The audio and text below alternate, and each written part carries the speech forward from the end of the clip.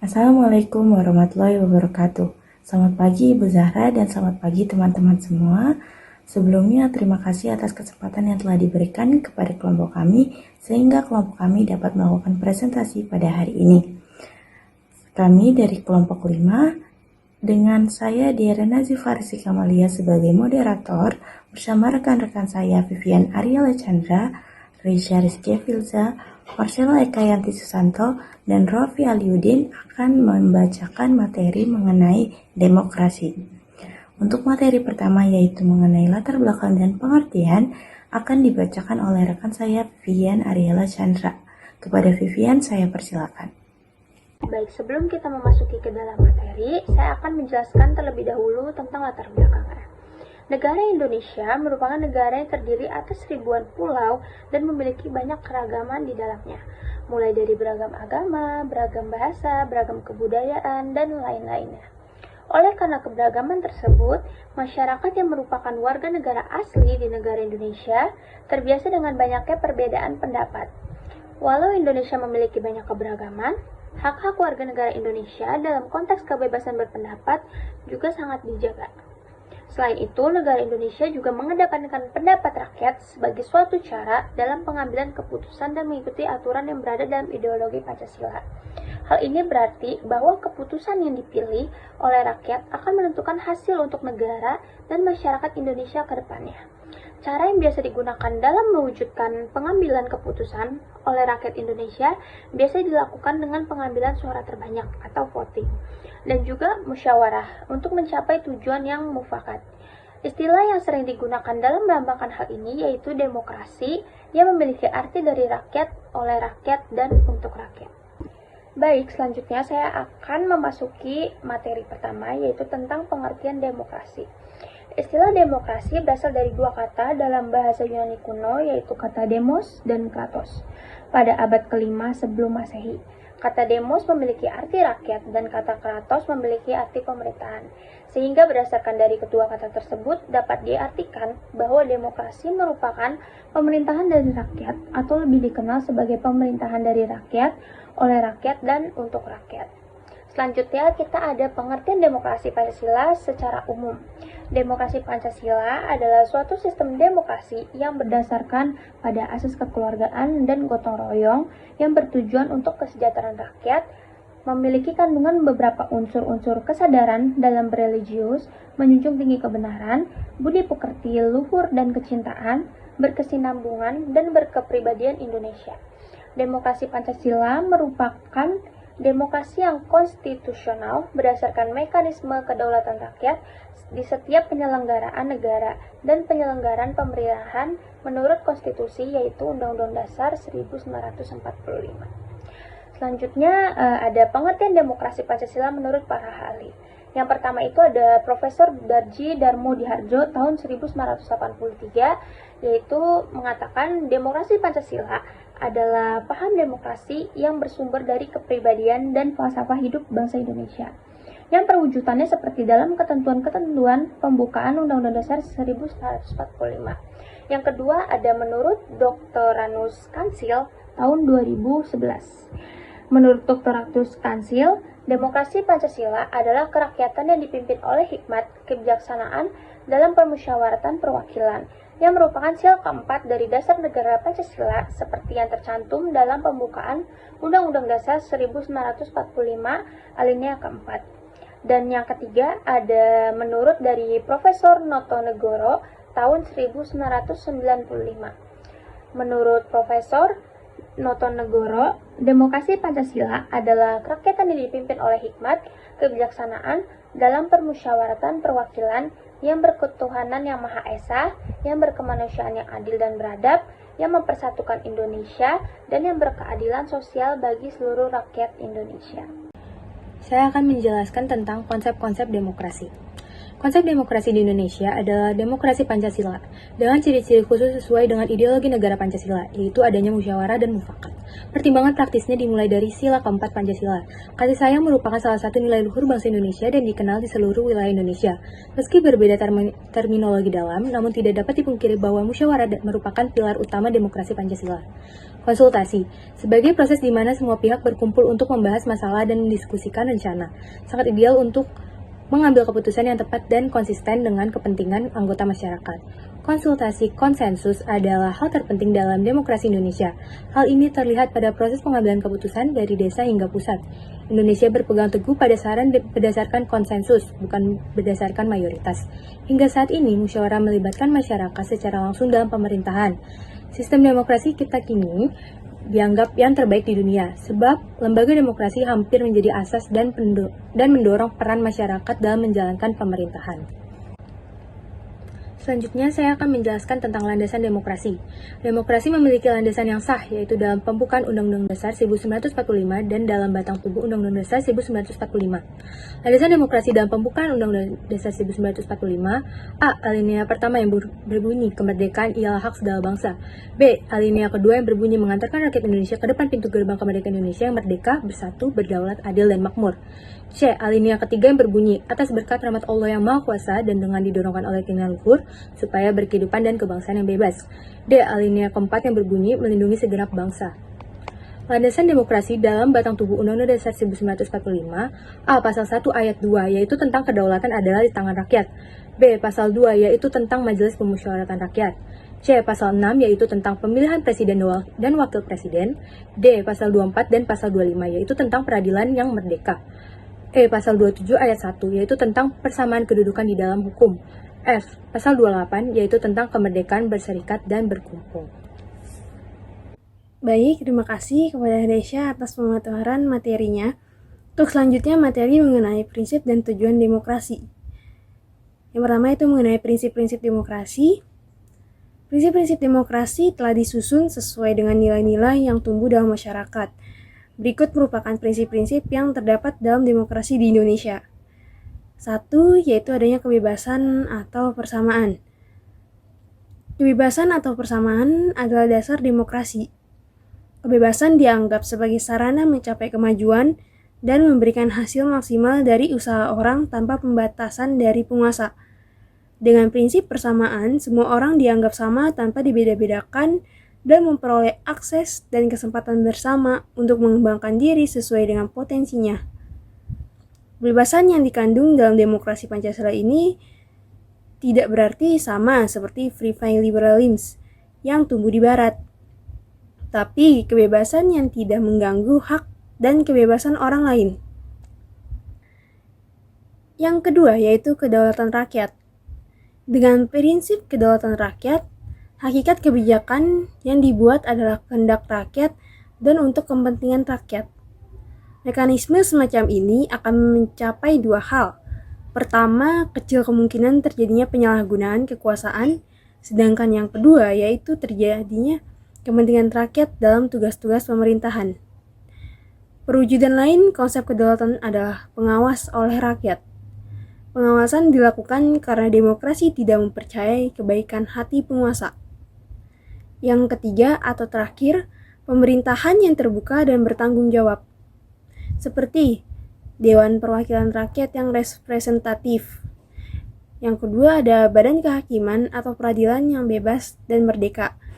Yang ketiga ada pers yang bebas. Keempat, prinsip negara hukum. 5, sistem dwipartai atau multipartai. Keenam, pemilihan umum yang demokratis. 7, prinsip mayoritas. 8, jaminan akan hak-hak dasar dan hak-hak minoritas. Lanjut, kemudian yaitu ada tujuan demokrasi. Secara garis besar, tujuan demokrasi adalah untuk menciptakan masyarakat yang sejahtera, adil dan makmur, dengan prinsip-prinsip keadilan, kejujuran, dan keterbukaan sebagai landasannya.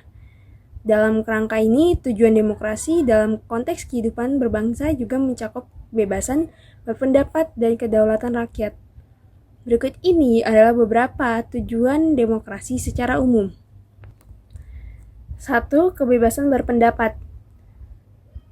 Salah satu tujuan demokrasi adalah memberikan warga negara kebebasan untuk berpendapat dan berekspresi. Dalam negara yang menganut sistem demokrasi, warga negara memiliki hak untuk menyuarakan pendapat dan aspirasi mereka secara bebas. Hal ini merupakan aspek fundamental dalam sistem demokrasi, dan kebebasan ini juga berfungsi sebagai cara untuk mengidentifikasi serta mengatasi permasalahan sosial yang mungkin ada.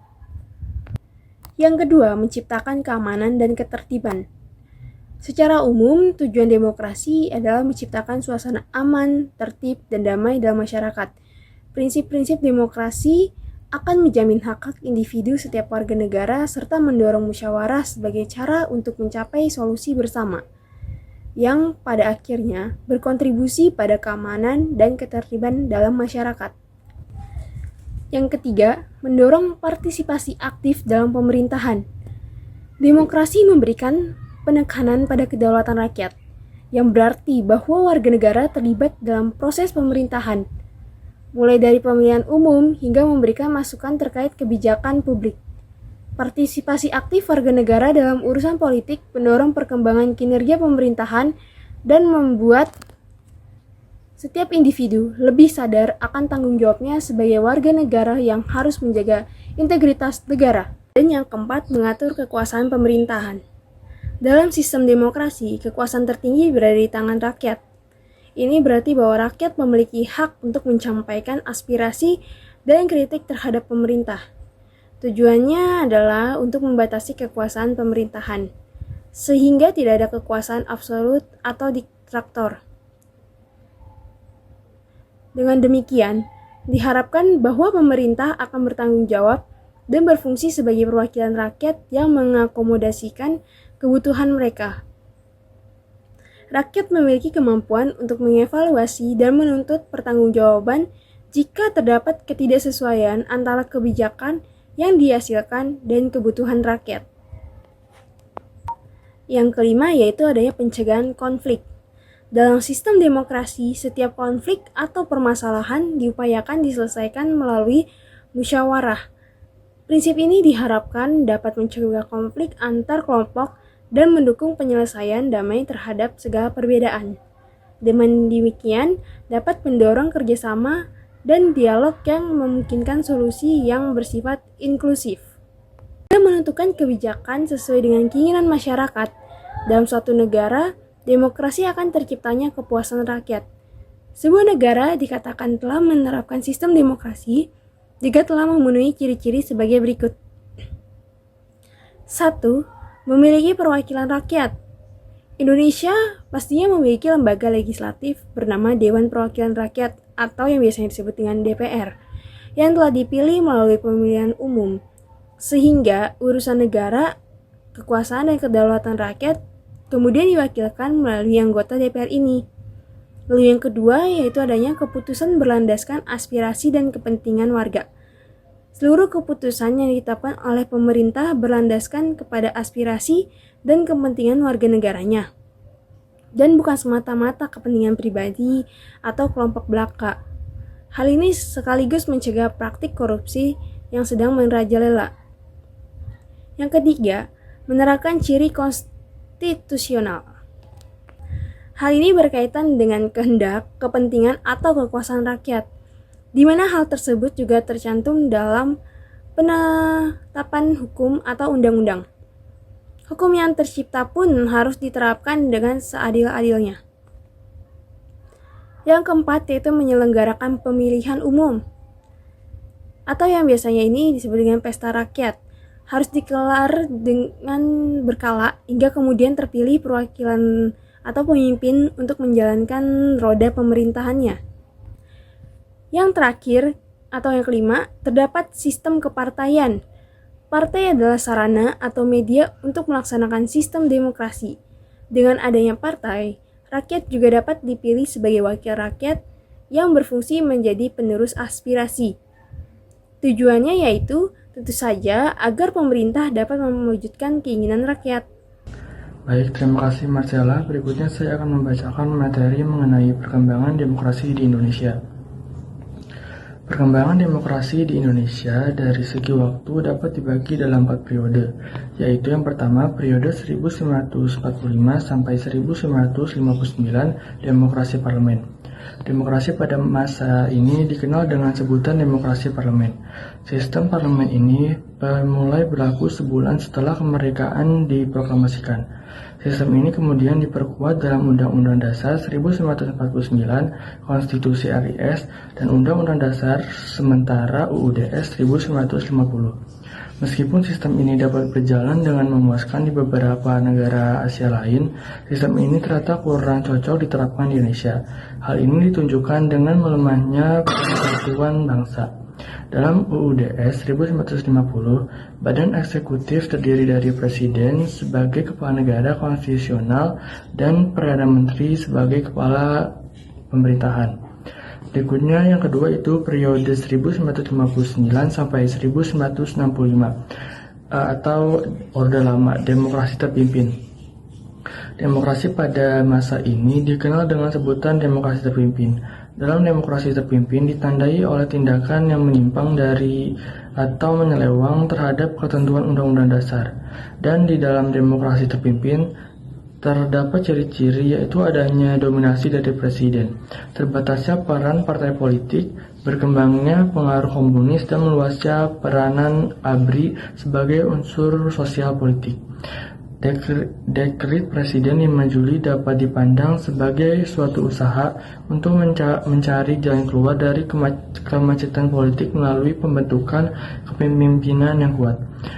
Periode ketiga yaitu tahun 1965 sampai 1998 atau Orde Baru, demokrasi Pancasila. Demokrasi pada masa ini dinamakan demokrasi Pancasila. Demokrasi Pancasila dalam rezim Orde Baru hanya sebagai retorika dan gagasan, belum sampai pada tataran praksis atau penerapan. Karena dalam praktik kenegaraan dan pemerintahan, rezim ini sangat tidak memberikan ruang bagi kehidupan berdemokrasi. Menurut M. Rusli Karim, rezim Orde Baru ditandai oleh dominannya peran ABRI, birokratis dan sentralisasi pengambilan keputusan politik, pembatasan peran dan fungsi partai politik, campur tangan pemerintah dalam persoalan partai politik dan publik, masa pengembangan, monolitisasi ideologi negara, dan inkorporasi lembaga non-pemerintahan. Yang keempat, yaitu periode 1998 sampai sekarang atau reformasi. Orde reformasi ditandai dengan turunnya Presiden Soeharto pada tanggal 21 Mei 1998. Jabatan Presiden kemudian diisi oleh Wakil Presiden Profesor Dr. Insinyur B.J. Habibie. Turunnya Presiden Soeharto disebabkan karena tidak adanya lagi kepercayaan dari rakyat terhadap pemerintahan Orde Baru. Bergulirnya reformasi yang mengiringi keruntuhan rezim tersebut menandakan tahap awal bagi transisi demokrasi Indonesia. Transisi demokrasi merupakan fase krusial yang kritis karena dalam fase ini akan ditentukan ke arah mana demokrasi akan dibangun. Selanjutnya saya akan membacakan kembali materi mengenai pemilu sebagai sarana demokrasi. Pemilihan umum atau pemilu merupakan perwujudan sistem demokrasi, di mana rakyat dapat turut berpartisipasi menentukan sikapnya terhadap pemerintah dan negaranya. Melalui pemilihan umum, rakyat memilih wakilnya untuk duduk dalam parlemen dan dalam struktur pemerintahan. Sistem pemilihan umum merupakan sebagian di antara instrumen kelembagaan penting dalam negara demokrasi. Sebuah negara demokrasi ditandai dengan 3 syarat, yaitu sebagai berikut. Yang pertama, kompetisi dalam memperebutkan dan mempertahankan kekuasaan. Yang kedua, partisipasi masyarakat. Dan yang ketiga, jaminan hak-hak sipil dan politik. Untuk memenuhi persyaratan tersebut, diwujudkanlah sistem pemilihan umum. Dengan sistem tersebut, maka kompetisi, partisipasi, dan jaminan hak-hak politik dapat terpenuhi. Secara garis besar, sistem pemilihan umum dibagi menjadi 2 macam, yakni sistem proporsional dan sistem non-proporsional, disebut juga dengan sistem distrik. Sistem proporsional atau disebut juga sistem perwakilan adalah sistem pemilihan umum di mana suatu daerah pemilih memilih beberapa orang sebagai wakil.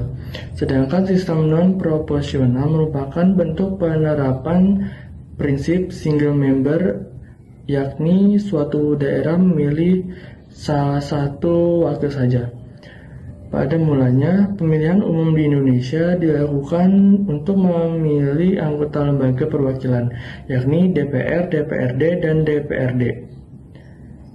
Semenjak dilakukannya amandemen 4 UUD 1945 pada tahun 2002 untuk memilih presiden dan wakil presiden yang semula dilakukan Majelis Permusyawaratan Rakyat, maka disepakati untuk pemilihan presiden dan wakil presiden tersebut langsung oleh rakyat. Dengan demikian, pemilihan presiden dan wakil presiden masuk dalam rezim pemilihan umum yang bisa dikenal dengan istilah Pilpres. Pilpres sebagai bagian dari pemilihan umum untuk yang pertama kali diselenggarakan pada tahun 2004. Sebagaimana diamanatkan dalam Undang-Undang Nomor 7 Tahun 2017 tentang Pemilihan Umum Bab 1 Pasal 1 tersebut, bahwa pemilihan pemilu dilaksanakan secara langsung, umum, bebas, rahasia, jujur, dan adil. Hal tersebut mengisyaratkan bahwa pemilu harus diselenggarakan secara demokratis dan transparan berdasarkan asas-asas pemilu yang bersifat langsung, umum, bebas, rahasia, jujur, dan adil. Dan materi yang dapat saya sampaikan berikutnya akan saya kembalikan kepada Diara. Baik, berdasarkan materi-materi yang telah disampaikan oleh rekan-rekan saya sebelumnya, di sini saya akan memberikan suatu kesimpulan mengenai materi kami, yaitu materi demokrasi. Negara Indonesia merupakan suatu negara kepulauan yang memiliki banyak keberagaman di dalam negaranya. Sehingga dalam pengambilan keputusan, negara Indonesia mengedepankan sistem demokrasi yang dapat membuahkan hasil yang dapat disepakati bersama. Sekian presentasi kami mengenai materi demokrasi. Jika terdapat pertanyaan, dapat melalui WhatsApp group. Kurang lebihnya mohon maaf. Terima kasih. Wassalamualaikum warahmatullahi wabarakatuh.